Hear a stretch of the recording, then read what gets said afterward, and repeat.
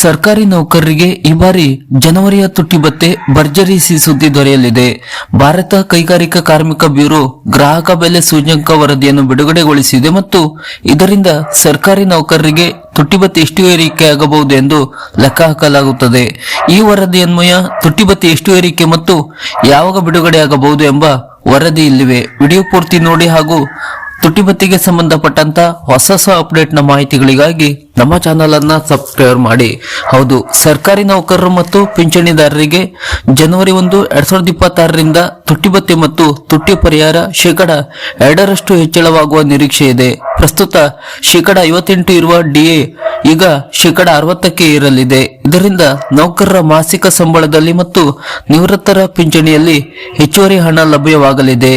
ಈ ಡಿಎ ಹೆಚ್ಚಳಕ್ಕೆ ಪ್ರಮುಖ ಕಾರಣ ಅಖಿಲ ಭಾರತ ಕೈಗಾರಿಕಾ ಕಾರ್ಮಿಕರ ಗ್ರಾಹಕ ಬೆಲೆ ಸೂಚ್ಯಂಕ ಕಾರ್ಮಿಕ ಸಚಿವಾಲಯದ ಕಾರ್ಮಿಕ ಬ್ಯೂರೋ ಡಿಸೆಂಬರ್ 31, 2025ರಂದು ಬಿಡುಗಡೆ ಮಾಡಿದ ನವೆಂಬರ್ 2025ರ ದತ್ತಾಂಶದ ಪ್ರಕಾರ ಸೂಚ್ಯಂಕವು 148.2ಕ್ಕೆ ತಲುಪಿದೆ. ಇದು ಡಿಎ ಶೇಕಡ 60ಕ್ಕೆ ತಲುಪುವ ಸ್ಪಷ್ಟ ಸೂಚನೆ ನೀಡಿದೆ. 7ನೇ ಕೇಂದ್ರ ವೇತನ ಆಯೋಗದ ನಿಯಮಗಳ ಪ್ರಕಾರ 12 ತಿಂಗಳ ಸರಾಸರಿ ಸೂಚ್ಯಂಕದ ಆಧಾರದಲ್ಲಿ ಡಿಎ ಲೆಕ್ಕ ಹಾಕಲಾಗುತ್ತದೆ. ಜುಲೈ 2025ರಿಂದ ಶೇಕಡ 58.53 ಇದ್ದ ಡಿಎ ಆಗಸ್ಟ್ನಲ್ಲಿ ಶೇಕಡ 58.94, ಸೆಪ್ಟೆಂಬರ್ನಲ್ಲಿ ಶೇಕಡ 59.29, ಅಕ್ಟೋಬರ್ನಲ್ಲಿ ಶೇಕಡ 59.58 ಮತ್ತು ನವೆಂಬರ್ನಲ್ಲಿ ಶೇಕಡ 59.93 ಆಗಿದೆ. ಈ ಲೆಕ್ಕಾಚಾರಗಳ ಆಧಾರದಲ್ಲಿ ಡಿಸೆಂಬರ್ನಲ್ಲಿ 2025ರಲ್ಲಿ ಡಿಎ ಶೇಕಡ 60ರಷ್ಟು ತಲುಪುವುದು ಬಹುತೇಕ ಖಚಿತವಾಗಿದೆ. ಡಿಸೆಂಬರ್ 2025ರ ಸೂಚ್ಯಂಕ ಹೇಗೆ ಇದ್ದರೂ ಡಿಎ ಶೇಕಡ 60ರ ಸುತ್ತಮುತ್ತಲೇ ಇರುತ್ತದೆ ಎಂದು ತಜ್ಞರು ಅಂದಾಜಿಸಿದ್ದಾರೆ. ಸೂಚ್ಯಂಕ 148.2 ಇದ್ದರೆ ಡಿಎ ಶೇಕಡ 60.34%, 150.2 ಆಗಿದ್ದರೆ ಶೇಕಡ 60.53 ಮತ್ತು 146.2ಕ್ಕೆ ಇಳಿದರೂ ಶೇಕಡ 60.15 ಇರುತ್ತದೆ.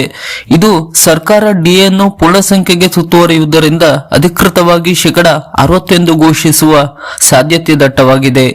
ಡಿಎ ಪರಿಷ್ಕರಣೆ ಜನವರಿ 1, 2026ರಿಂದ ಜಾರಿಗೆ ಬಂದರೂ ಅಧಿಕೃತ ಘೋಷಣೆ ಮಾರ್ಚ್ ಅಥವಾ ಏಪ್ರಿಲ್ 2026ರಲ್ಲಿ ಆಗುವ ಸಾಧ್ಯತೆ ಇದೆ. ಆದರೆ ಘೋಷಣೆಯ ನಂತರ ಜನವರಿಯಿಂದ ಬಾಕಿ ಹಣವನ್ನು ಒಟ್ಟಿಗೆ ಪಾವತಿಸಲಾಗುತ್ತದೆ. ಇದರಿಂದ ನೌಕರರು ಮತ್ತು ಪಿಂಚಣಿದಾರರಿಗೆ ಯಾವುದೇ ಆರ್ಥಿಕ ನಷ್ಟವಾಗುವುದಿಲ್ಲ. ಈ ಡಿಎ ಹೆಚ್ಚಳ ಇನ್ನೊಂದು ಕಾರಣದಿಂದಲೂ ಮಹತ್ವದಾಗಿದೆ. ಜನವರಿ 1, 2026ರಿಂದ 8ನೇ ಕೇಂದ್ರ ವೇತನ ಆಯೋಗದ ಚಕ್ರ ಆರಂಭವಾಗುವ ಸಾಧ್ಯತೆ ಇದೆ.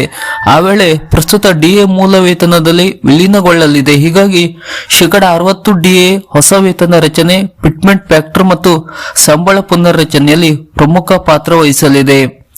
ಇದು ಡಿಎ ಹೆಚ್ಚಳವಾಗುವ ವರದಿಯ ಕುರಿತು ಒಂದು ಮಾಹಿತಿ. ಸರ್ಕಾರದ ಇತರದ ಇನ್ನಷ್ಟು ಮಾಹಿತಿಗಳಿಗಾಗಿ ಹಾಗೂ ಡಿಎಗೆ ಸಂಬಂಧಪಟ್ಟಂತಹ ಹೊಸ ಅಪ್ಡೇಟ್ ನ ಮಾಹಿತಿಗಳಿಗಾಗಿ ನಮ್ಮ ಚಾನೆಲ್ ಅನ್ನ ಸಬ್ಸ್ಕ್ರೈಬ್ ಮಾಡಿ.